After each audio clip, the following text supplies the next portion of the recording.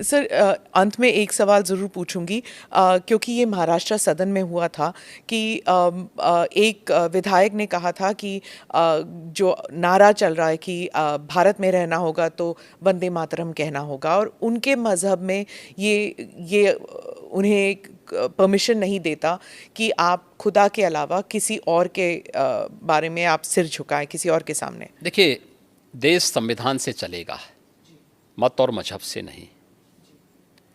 देखिए, मैं ईश्वर का भक्त हूँ, ईश्वर में अगाध निष्ठा रखता हूँ, लेकिन किसी पाखंड में विश्वास नहीं करता हूँ। आपने देखा होगा, जब मुझे हमारी नौकरशाही ने कहा कि नोएडा लोग नहीं जाते, चीफ मिनिस्टर को नहीं जाना चाहिए, मैं उसको उल्लंघन करके नोएडा गया, कई बार गया, आधा दर्जन बार जा चुका हूँ। दूसरी बार मुझे कहा गया कि रात्रि में सीएम को बिजनौर में निवास नहीं करना चाहिए, तो मैं जानबूझ करके वहाँ रुका और मैंने पूछा, मैंने कहा, क्यों नहीं निवास करना चाहिए? तो उन्होंने कहा, साहब दोबारा सीएम नहीं बन सकता है। तो मैंने कहा, मैं दोबारा भी सीएम बनूंगा, चिंता मत करो। दूसरा सवाल ये नहीं है, सवाल ये है कि मैं प्रदेश का सीएम हूँ। आप ये बोलिए ना कि साहब वहाँ रहने की व्यवस्था नहीं है, तो जो भी गेस्ट हाउस होगा उसी में रहेंगे ना, आखिर कोई तो रहता होगा। एक कमरा चाहिए मुझे, तो सोने के लिए एक तख्ता चाहिए, ओढ़ने के लिए एक कंबल चाहिए, तो कुछ चाहिए थोड़ा है। तो इसमें जो है, क्यों आप इस प्रकार की बातें करते हैं? मैं गया था, रुका था वहाँ पे। ऐसे ही आगरा के सर्किट हाउस के बारे में कहा जाता था, यानी मुझसे पहले पता नहीं कोई सीएम रुका कि नहीं रुका, लेकिन कि वहाँ सर्किट हाउस में जो सीएम रुकता है वो अपशकुन हो जाता है। तो मैंने कहा, पूछा, मैंने कहा भी क्या अपशकुन होता है? उन्होंने कहा, साहब जो है उसकी कुर्सी चली जाती है।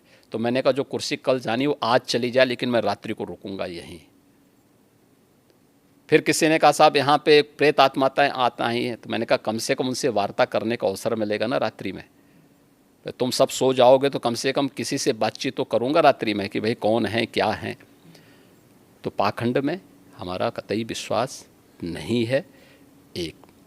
और इसीलिए मैं इस बात को कह सकता हूँ कि भारत का भविष्य उज्जवल है, और 2024 में फिर से प्रधानमंत्री मोदी जी की लीडरशिप में एनडीए बहुमत के साथ आएगी, इसमें कोई संदेह किसी को नहीं होना चाहिए। और वंदे मातरम मैं वापस आती हूँ, वो उसे धर्म के साथ जोड़ना चाहिए कि नहीं? मैं क्या कह रहा हूँ, मैंने पहले कह दिया ना, संवैधानिक व्यवस्था से देश संविधान से चलेगा, मत और मजहब से नहीं। जी। आपका मत, आपका मजहब अपने तरीके से होगा, अपने घर में होगा, अपने मस्जिद, अपने इबादत गाह तक होगा, सड़क पे प्रदर्शन करने के लिए नहीं।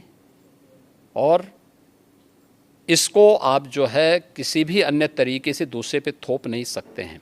नेशन फर्स्ट, अगर देश में किसी को रहना है तो उसको राष्ट्र को सर्वोपरि मानना होगा, अपने मत और मजहब को नहीं। और मत और मजहब सेकेंडरी प्रश्न है, नेशन फर्स्ट है।